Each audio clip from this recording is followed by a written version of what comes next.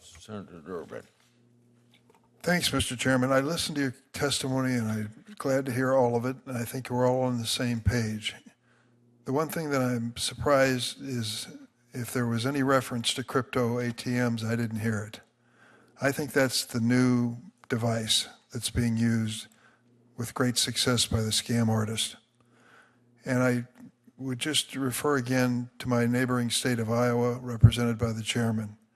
Their attorney general is on this case, looking at crypto APM.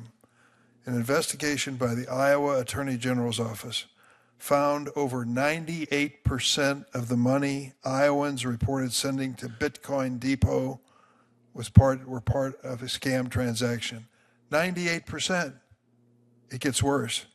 CoinFlip, another one of these operations, 95% for fraudulent transactions. These aren't real. I had a vaping shop in my hometown of Springfield, Illinois. I asked them to finally remove the crypto ATM machine because the owner was so embarrassed by the older people who came in there crying, tearing up, screaming, putting money into a machine, believing that they were saving themselves from a criminal prosecution. I mean, it's an outrage. So, Ms. Gunther, you know what I did with my bill because I worked with AARP to do it. Do you support it?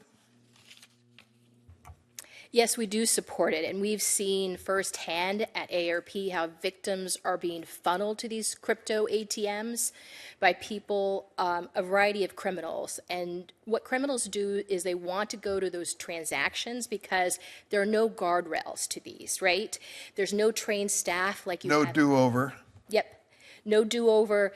There are no consumer warnings, and there's no clawback. And that's why it's so important to have those guardrails. It's the same that we have guardrails in our traditional financial industry with banks and credit unions. We've seen that with BankSafe, when there's friction in the system, it gives people that pause to think something's wrong. And so by putting those frictions in the system with crypto ATMs, it will help cut down on fraud. But I think we really can't get to it until we get to the front end of the issue, which is trying to figure out how to cut it off, the communication from the criminals that are using this social media tech and telecom company platforms to communicate with consumers. What percentage is using a telephone now for these scam transactions? You know, I don't know that specific statistics, but I'm happy to get that for you for our office. Mr. Berku, how much? I don't know for sure either, but you know, it is something that we're continuing to focus on is when that communication comes through a phone call. So when I warn senior citizens who are worried about these scams, be very doubtful of that telephone call. You're not going to get the telephone call from the Veterans Administration or the Social Security Administration. They're making it up. It's all phony, and they're trying to get you to do something you shouldn't do. I can recall getting a call from my bank, and they said, we're just checking a suspicious transaction. By the time of the end of the phone call, it was clear it was a scam. I told the fellow I just wasn't going to follow through, and he had some choice words for me. But is it safe to warn senior citizens to be extremely doubtful and careful when they receive this telephone communication?